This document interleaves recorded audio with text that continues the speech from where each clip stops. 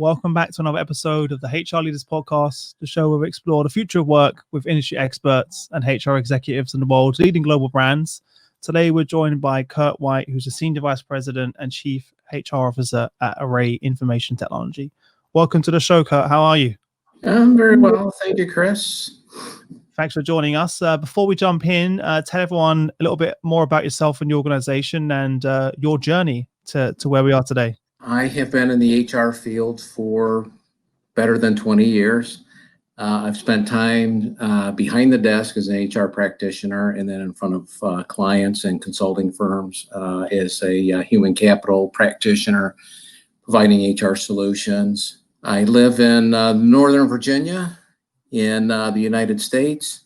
I happen to live in an area just outside of the capital, Washington, D.C., where we've had the privilege of last couple of decades of really good economic growth, kind of insulated here with the government being here and all the political institutions here. The economy's been good. The HR field has experienced quite a bit of growth in the Washington area. It's been a great place to be if you're an HR practitioner. And so it's good. I've come to the right place. Currently, I'm with a company called Array Information Technology. We are an IT services company. We provide solutions primarily to, in the public sector, to the Defense Department. In layman's terms, a lot of what we do are applications development. So we develop systems, interfaces, cloud technologies to help the Defense Department track things like logistics, inventory systems, and so on. I've been with Array since almost a year and a half. Array is going through a lot of changes. We had an ownership change a couple of years ago. The owners wanted to take the company and retain some of the cultural aspects that existed before the change, and then implement others to help kind of fuel a growth strategy. So we've hired some new people, myself included, to kind of help with that. So I'm glad to be here. It's a great company, terrific culture, outstanding leadership, and it's a good place for me to be at this point in my career. What was it about attracted you back from the dark side? You went into consulting, started off as a practitioner, went to work there, sold, was on the other end of the spectrum. That must have been very interesting for you. What was it that attracted you to this new role? Said, I want to go back to actually leading a HR function now? I'm just one of those kind of HR people that enjoys the operational aspect of business. I grew up, my father had a factory. I grew up in what we call the rural Midwestern part of the United States. So I grew up in a manufacturing kind of environment, exposed to production systems. And at one point, I thought that's what I was going to be, was a factory owner overseeing the production of all kinds of pieces. As a kid, is that what you were growing up as a kid? That's what you thought you were going to be? That's so interesting. Oh yeah, absolutely. And I could tell you a lot of stories about what it's like being in factories and producing nuts and bolts and all kinds of different components for. That's so foreign to me, though. Like, obviously, that's what you grew up in, so it was so, to you, that was normal, right? Whereas to me, that seems so foreign, wanting to grow up and work in a factory and manufacture. But that was really what you grew up around. Well, and that was the Midwestern United States industry for decades, and things started getting outsourced to other parts of the country because of the reductions in labor costs and so on. So a lot of those companies, most of them don't exist anymore, including my father's company. Just couldn't compete with the changes in the global economy. But I grew up in that environment and went to school, and eventually I found my way to the Washington, D.C. area. I followed a girl here. That's a typical story, right? Yes, and I'm happy to say it was a good choice. We just had our 33rd. Amazing! But like I thought I was doing well with 15 years. I've still got you're double on me, so I've still got a long way to go. But I'll tell you something, it gets better every year. So, anyway, so that kind of lays a backdrop. I grew up in manufacturing, and I like being in front of customers. I like developing solutions. I like doing pricing. I like pitching solutions. It's just kind of me. I have that in my blood. I have that operation sort of line management gene that runs through my blood. Mm-hmm. Also an HR person, which means I like to be behind the desk. I like to help employees. I like to help with the cultural components of organizational development. So for me, I've been comfortable moving in front of and behind the desk several times throughout my career. And candidly, it's been refreshing. And at the same time, I think the experience has been helpful. If I move in as a consultant, I already have practical experience as an HR practitioner to bring to bear. It's not just academic knowledge or knowledge of. You've been there, you've done it, you've sat in the seat, you understand the That's language. exactly right. That's exactly right. And then coming back behind the desk, I bring sort of that consultative approach and exposure to some of the leading edge, thought leadership and solutions that I can bring to bear on the companies that I work for. Yeah. I have been very fortunate to be able to have this sort of rotational experience in my career, and I think it's been beneficial. Yeah. Was that intentional? So for other leaders, HR leaders listening to the show that are on their career journey, would you recommend that it's important for them to take time out, not just outside in a consulting company, but maybe in a different department in the business? Maybe go and work in operations, marketing, sales, and get a better understanding, and also outside in consulting. Was that intentional on your behalf or just completely coincidental? It was coincidental. I'll answer your question and then give you a little bit of an anecdote. But yes, I would absolutely strongly encourage HR practitioners to have a rotational assignment somewhere else within the business. It could be in another functional area within the business, or it could be in a customer-facing role on the operations end of the business. The experience is invaluable, and it gives you credibility with your company as well. But I'll tell you what happened with me. I was working at a company in the mid to late 90s, actually with the CEO of the current company. He and I were young guys at the time, and we were actually working for his father in his father's company. And I was the HR person there. We lost a senior program executive, customer-facing role on one of our programs. The CEO of the company came to me and said, I'm going to put you in that program management role while you look for a replacement. I think he said something like, because I know that will make you look for a replacement faster. Because like you don't want to do the sales role. So the quicker. Exactly. That's a good. It's very cheeky. Yes, but I think he also recognized I had some skills that were valuable for the role. It happened to be a role where we lost managers repeatedly with this particular company that we were supporting, and in this particular assignment, because we were putting engineering talent into a role that required administrative skills. I went in, met the customer, and essentially what I had to do was straighten out several months worth of administrative and invoicing issues and deal with personnel issues, getting people assigned to the right jobs and hiring.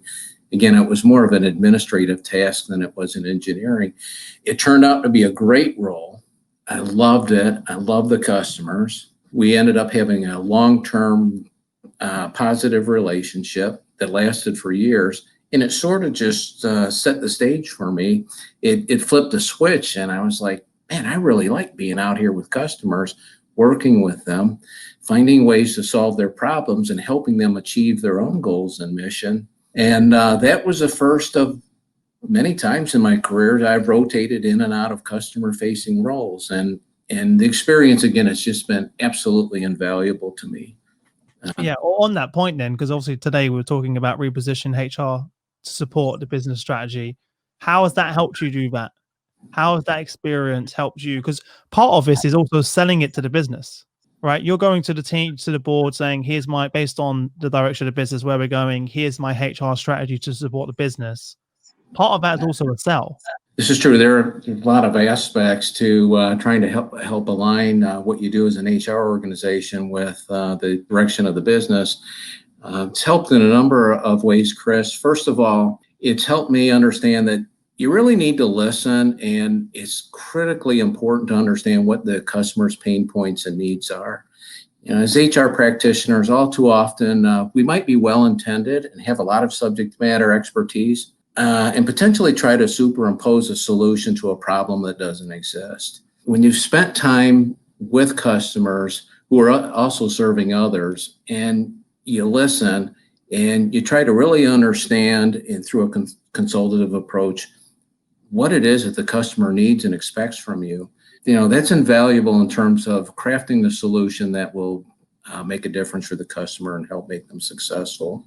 The experience has also helped me understand the different components of serving customers and running operations that I might not have otherwise had. For instance, pricing. What goes into pricing? What are the different aspects of it? How is profitability affected? As HR people, we're often trained to be very knowledgeable about the impact of, say, fringe and other overhead expenses on a company's financial statements. But what about changes in labor or labor rates or cost of living or labor in other locations? There's just a host of factors financially and otherwise that until you actually get out in front of customers and have that line management and P&L responsibility, you may or may not actually understand what's going on. And when you do, you can craft a solution that not only solves a need on the surface, but it solves a real strategic need, which is to maintain, for instance, a certain EBITDA level. So if you're staffing a job, if you're implementing new tools to improve workflow or processes, or you're training managers on how to do a better job at feedback and so on, in your mind, you need to be thinking, what is it in the end that's critically important to us? EBITDA is a big thing in the business world now. How do you keep those margins at a respectable level, but at the same time integrate in those solutions that you need to get you there? Again, if you haven't spent time as a customer-facing person in a P&L role, you get an appreciation for those things that are very, very important. Mm-hmm. No, definitely, and all of the CHROs I speak to at the highest level, I have those discussions and conversations. But it's lower down, or even depending on the organizations, could be far away from having that type of conversation as well. So super important that you do that. So the opportunity with Array, what was the sort of challenge they were facing? Obviously, they hired yourself in and a number of other leaders to help them through this transformation and this new business direction. What was the key challenge that they're facing, and how are you helping them as the HR leader? When I was hired in, Array had already created a platform, a cultural platform that was very important for them to retain coming out of the sale of the business. The company has always been employee-centric, family-oriented, wanting to have the work-life balance, wanting people to feel respected and so on. That's been a main thread woven through the fabric of the culture for years, long before I showed up. But after I came to work here, or about the time I was hired, the company wanted to continue to implement solutions and approaches to drive that culture even further and even deeper, but at the same time pursue a growth strategy, a strategy that could materially change the size of the business. And that's a big challenge for HR people at times, because as the company scales and you take on additional mass, you bring on people from other organizations, you increase your footprint geographically, it's hard to maintain that staple culture that you have, where you feel like you want to feel like a small company, but have the capability of a big company, right? You almost need a different type of like I was talking about this recently. One particular culture may get you to this certain point, but you may need a different type of culture in order to scale the business in the way that you're talking about and grow it. So that's a very different, but it's a real challenge keeping and balancing all of the great attributes of that culture, but with more of the growth mindset and perhaps moving the business in a different direction. It may not be the same. So it's very difficult. It is difficult, and it's easy just to forget the culture, pursue all those things that are important for growth, bring on new people, increase the mass and capability of your BD organization, take on new space, and so on. It's easy to do all of those things, but maintaining that identity, that DNA, that culture that means so much to people, high performing and the rest of the workforce, that's the real trick. And that's hard to do. And a lot of organizations have a difficult time bridging the gap between current state and where we're going. It's just a big trick, and it's not something that you do in a vacuum from HR. Your role is to help provide leadership and a blueprint for how you're going to do that, but the execution comes through your management team. Through them, exactly. Culture doesn't belong to HR. No, it doesn't. I mean, if it did, we might see different results across the landscape, but Yeah. So what steps have you taken so far? You've been there in a year and a half, right? What were the yes. sort of initial steps you took when you first came in to where you are now, sort of to more roll things out? So with the initial steps, I took a framework that was already in place and made sure that we inculcated that into the culture, and we put a stake down to make sure that those cultural initiatives were codified and remained important. And those are things such as, we're very big on communication. We have people that work all across the country and some people internationally, but we like to make sure that people feel as though they can have a real-time, immediate communication with the folks that they need, and at any level. So we're an open door policy kind of company. I sit next to the CEO in the office here, and he gets calls from people from coast to coast and at all levels. And that's the culture that we like to have. So to make sure that we had the tools and we were communicating with employees that this is part of our culture and this is okay to do.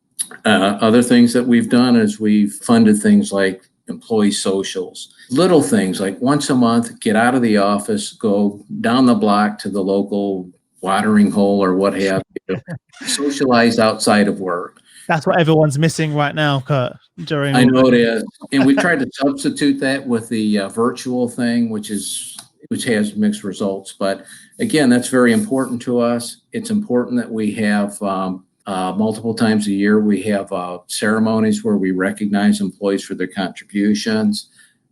We do the Employee of the Year. And this is stuff that a lot of companies. But it's just that's what makes up the culture. Is those that you were talking to me about before. I know you're not going to sort of talk. You didn't want to talk about too much because the work you're doing now is reflected in what's happening with all of your employees that are working from home. I asked you before this call how are things going, and you were like, "Well, great, really," because you already have that culture of constant communication. You have the systems, tools, processes in place already. And when it came to everyone working remotely, it was a really smooth transition because you were used to having that culture of constant communications, high touch points across the whole business. It made it a lot easier for you, which was really good to hear. No doubt. And there's another element of it that I have to make sure that I emphasize, and it's that we have the right managers. Because this is not what's going on at our company is not the human resources setting up the happy hour after work for our employees in Orlando, Florida, or something like that. And we're managing it. We're setting our managers are doing this. They're taking the initiative. They make sure that it gets done. They show through their actions that it's an important part of our culture, that we care. We want to get out and socialize with you. And little things like that make a difference. Most of your listeners already do something like this. I get it. This is nothing revolutionary or innovative. It's the execution that makes a difference. Is it getting done? Are we communicating and making sure that you understand that this is important to us, that you have communication means internally and we want you to use them, and that we care about you after work. We want you to get out, relax. We recognize that you have a life outside of work. We respect that, but that's a part of it. On this stage of the journey, since we're embarking on rather, I'd say aggressive, although that might not be the right word, but we have a growth agenda in front of us. It's going to increase the scale of the company quite a bit. And this is a time where we need to do a little bit better job at making sure that career paths are clear, and that employees understand the circuitry between how we lay out our jobs in a job map and how career paths might work and journey across those paths, that we have conversations with employees employees about career options. I happen to work in a company where the demographic leans a little towards a more mature end of the spectrum for age. The average age is around 54. Really? Oh, Yes. wow. Not a lot of people are looking for career growth, in terms of title, and it's just not the desire. The desire for a lot of these folks is to make a difference. They come into a company. Right. They want to have a job that's well suited to their needs. They want to be respected and paid equitably. But most importantly is they understand how their efforts contributes to the mission of the customer. And that will be a big emphasis for our company and a big part of the human capital strategy and a part of our cultural push going into the latter half of this year and going into next year is recognizing that we need to make sure that we create that line of sight for employees, that they can see the connection between what it is that they do at their desktop, or these days it might be their kitchen table, literally, and the mission of the customer. How is it what you're doing this morning, what difference does that make to the customer and the individuals that they serve? That's the kind of stuff that people get excited about, especially in the demographic that I'm talking about. They're not looking to climb the career ladder. They're looking to make sure what they're doing is meaningful, Yeah. and they can see that connection. And that will be a big part of our kind of our human capital strategic orientation going further, is to make sure that we clarify that line of sight so employees can feel engaged and excited about what they do. Again, that's part of your culture, right? All of these things make up the culture, and having a culture of everyone understanding the mission, the purpose, the why, what my contribution is. That was one of the reasons I really struggled in my previous roles as in sales. I was selling because I was trying to hit a target, trying to hit the next commission bracket, or trying to get the next bonus. And I remember seeing, and I said this a million times on a podcast, to sort of start with why, Simon Sinek TED Talk, and it was what is your why, your purpose? And I looked at my job and I couldn't make that link. And it's really demotivating, because I was like, if I'm just doing this just to make some commission, or which is obviously is sales, right? That's one of the main motivations, and to hit a bonus, after a while that kind of wears off. And you're like, what is the real meaning? Why am I getting up out of bed every day, commuting an hour and a half to work and back every day? There's got to be more to it. Absolutely.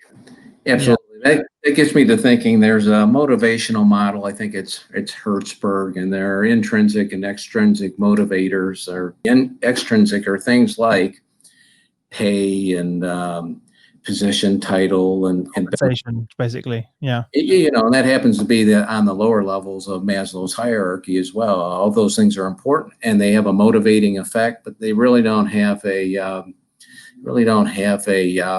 transformational effect on employees, an engaging effect. And that's where we would like to be as a company. We create an environment that is very friendly. It is engaging. People like to be here.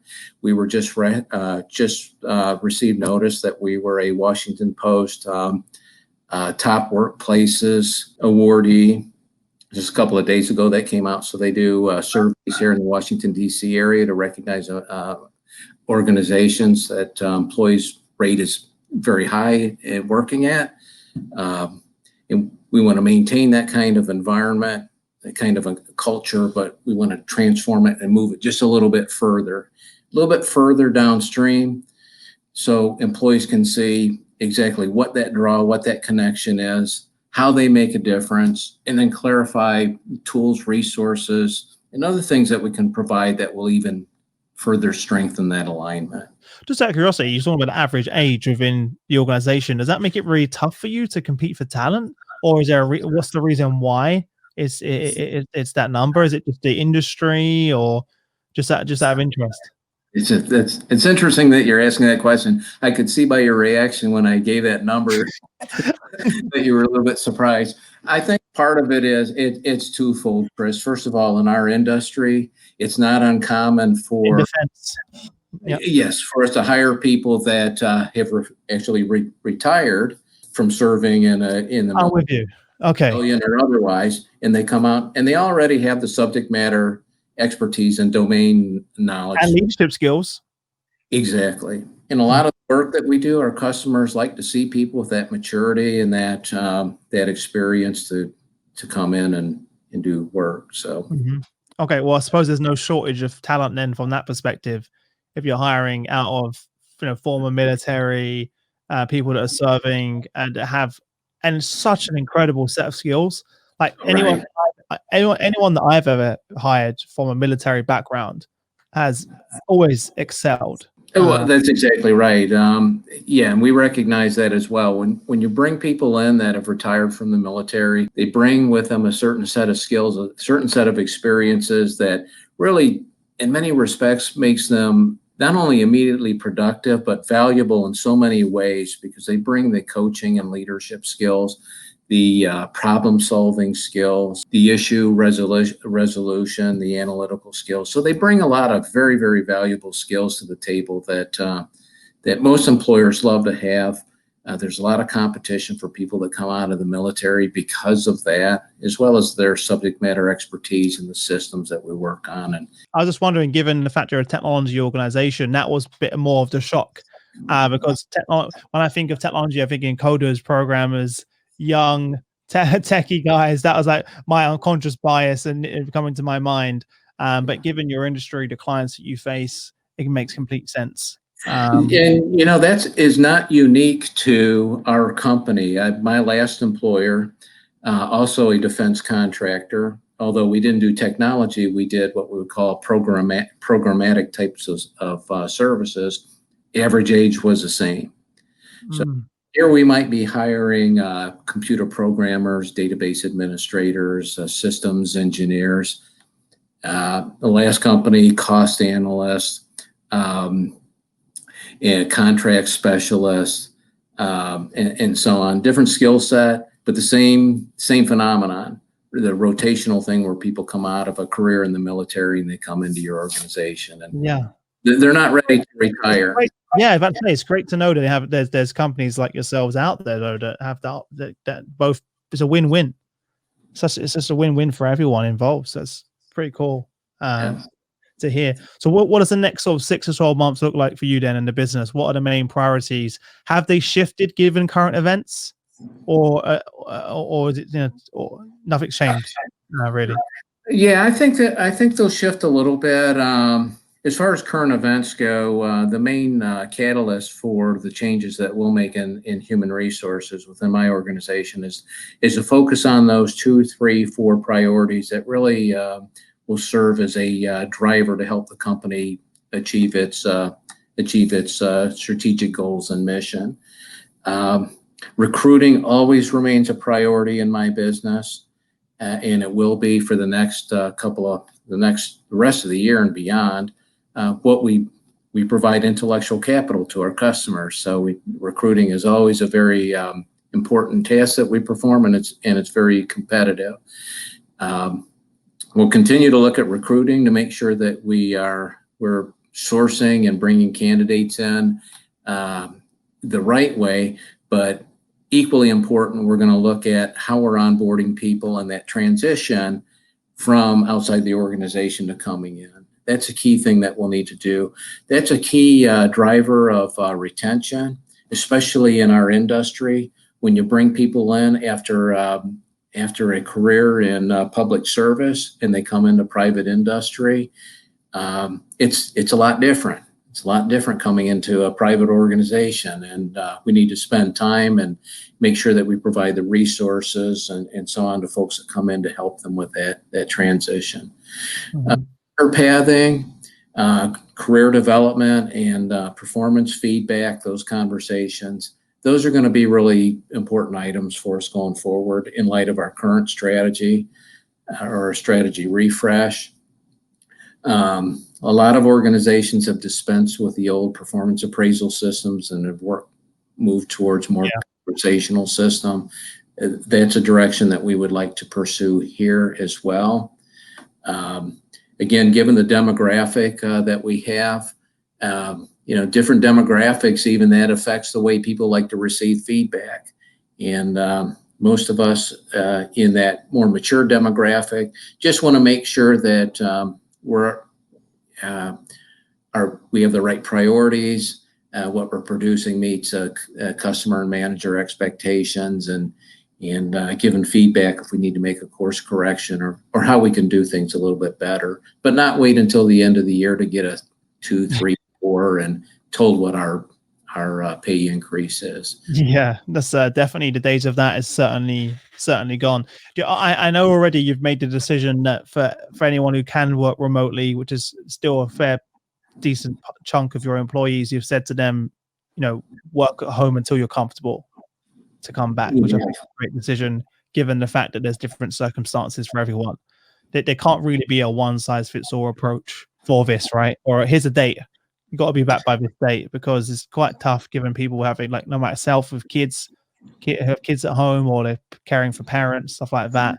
Is that gone smoothly as it can, I suppose, as it can so far? I think it has. The key things to us, the important things to us, first of all, employee welfare. That truly is important to us. We don't want our people exposed to any risk of getting a virus or their family. And we don't want them to have anxiety over being put in a position where that could potentially happen. So we want you to work remotely, especially if that's what you're most comfortable with. That's key to us. The next thing is just being able to having the tools and resources to be able to do your job. And we do a pretty good job of that, providing, the electronic tools and the equipment and so on to make those things happen. So, here in my area in Virginia, as in most states in the United States and probably countries around the world, we have this gradual phased in approach to people coming back into the public domain and into work. Where I'm at in Virginia, we just hit phase 2, which means you can go into restaurants and not have to wear a mask, or you can go into church, and there are seating restrictions, but the restrictions are gradually being lifted. What we're doing as a company is we're keeping an eye on that, but we're not telling people they have to come back to the office. Yeah. I'm in the office today, thus my lines behind me here. Did you ever leave? Have you been in the office the entire time? I didn't ask you that before. Oh, no. I left the office on March 23rd. Mm-hmm. Last week was the first day that I came back. Okay, because you are an essential business, right? So you carried on working though as an organization throughout the entire time. Exactly. And I was able to do my job from home, and it was very transparent where I was at because of the tools we have. But yeah, we're not going to require employees to come back. We don't have any plans to do that yet because of the type of work that we do. Some of our customers will require employees to come back to the workplace, and in those instances, we'll work with the customers and employees to affect that transition. But yeah. Before we wrap up, I'm going to go into our quick fire round, Curt. I know you wasn't expecting this. I'm going to keep you off guard. Everyone listening, they know what's coming. I'm going to ask you 5 questions, and you have no longer than 30 seconds to give us some amazing answers. 30 seconds each? Yeah, 30 seconds each. Yeah, not for 5 questions. That would be pretty tough. Okay. So number 1, what was the sort of number 1 thing that was holding you back from becoming a senior, a chief HR officer? What was the biggest sort of challenge? Willingness to let go of what I was accustomed to and pursue opportunities to stretch and my wings and grow. I've always been a subject matter expert in the HR area, or at least I would consider it, and love being a subject matter expert that gets their hands dirty. I like being in the trenches, but for a while it took me. I had to think, look, this is good, but I need to take this knowledge and move to a different plateau so I can make a greater impact. And I was holding myself back. It wasn't.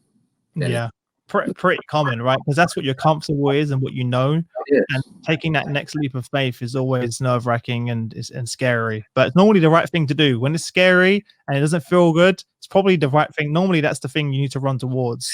That's exactly right. You're right. Yeah. What's the best piece of business advice you've ever received? These are great questions. Caught you off guard. And that's fine. These are terrific questions. And unscripted, I'd say probably the best piece of advice is just to be yourself and retain those solid values that make a difference. Honesty, trust, integrity.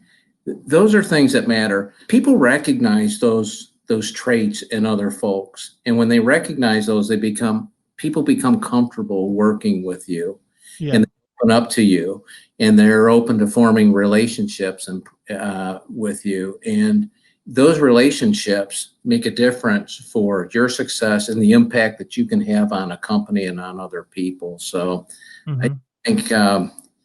I just think having been instilled with those values and retaining those was helpful to me, and I think it could be helpful to other people as well. I completely agree. And that took me a long while actually to be my true authentic self. We're seeing it play out a lot during lockdown now, aren't we? With a lot of leaders being seen on Zoom at home with their families and their kids running around, and we're kind of getting to know each other in a whole new way. And we're all human, right? We all have good days, bad days, right? And it's important that we be vulnerable and supportive at the same time. So it absolutely is, Chris. You're right. Yeah. What's one book do you recommend to our audience, and why? Or it could be any book, to be honest, not just a HR one. Okay, so I tend to be a big time book consumer, and personally, I like history, American history kind of books. I know that you have an association with Dave Ulrich. Yeah. And some of Dave's books, Human Resource Champions, that he's written over the years, to me have been very influential for me personally, and have given me great insight on the kind of traits and so on that are important for human resource people to really make an impact. Yeah. Especially as a foundation, like, if you're like, it's super, so many CHROs I speak to who kind of quote that book. Obviously we've gone a long way since then, evolved, but as a foundational book that everyone really should read in HR, it always will be there. Yes, indeed. As well. What about sort of internet resources? What kind of social networks do you use, or online, websites do you use to stay up to date with current events? What's sort of on your what's in the browser? To be honest with you, the Employment Law Review and other portals from our benefits vendors and our legal advisors are typically where I spend my time. I have a particular fascination with the law. Of course you do. Well, and it's just surprised, Curt, that you have a fascination with law at this point. I shouldn't be surprised, should I? No, but it's not just because of the law and the impact on our field, but so I'm one of those people that that's what I meant. I know where you're going with this. I like good writing, right? And reasoning. And when you read legal opinions, they're very, they're structured in a way, they're presented in a way, they're written in a way that's very insightful, very captivating. And I like that, right? I tend to be a big critic of how people write. It's one of my. I need someone like you in my business, because myself and Ivan are the opposite of that. And we need more people like you. Okay. No, you don't want to hear me complaining, but so I like, I tend to follow resources and blogs provided by like our brokers and our, stay close to the business as well, I'm assuming. So you want to, yeah. And I know obviously on LinkedIn, because that's where we connected. Exactly. As well. And last question before I let you go for your weekend, what's one thing about your business that you're most excited about? I'm most excited about the impact that we have on the men and women that are serving our nation. They have tough jobs. Sometimes the work of our men and women in uniform, and those not in uniform, but the civilians, their efforts and their contributions goes unnoticed a lot of times. And I'm proud to be with a company that makes a tremendous amount of effort to make sure that our customers have the tools, resources, know-how to support, to do a very demanding and difficult job. And I'm proud to work with hundreds of employees that make a commitment to ensure that our customers have the tools and support that they need to do their jobs. We really are passionate about that. At the core, it's a key part of our DNA and our culture and strategy. And to me, it's the right spot to be in. It's a great company, and we have the right purpose and mission. And so I love that. Super exciting. It makes sense why you get out of bed every day to do what you do, right? Not only are you serving them, but you're also then employing them. So it's it's an incredible that you do. But thanks again. It was a pleasure having you on the show. Have a good weekend, and I wish you all the best until next week. Okay. Same to you, Chris. Thanks for having me on. It's a great show. You're very good at what you do, and I appreciate the opportunity. I appreciate it. Have a weekend as well, you and Ivan. All right. See you later. Thank you. All right. Take care. Bye, everyone. Bye-bye.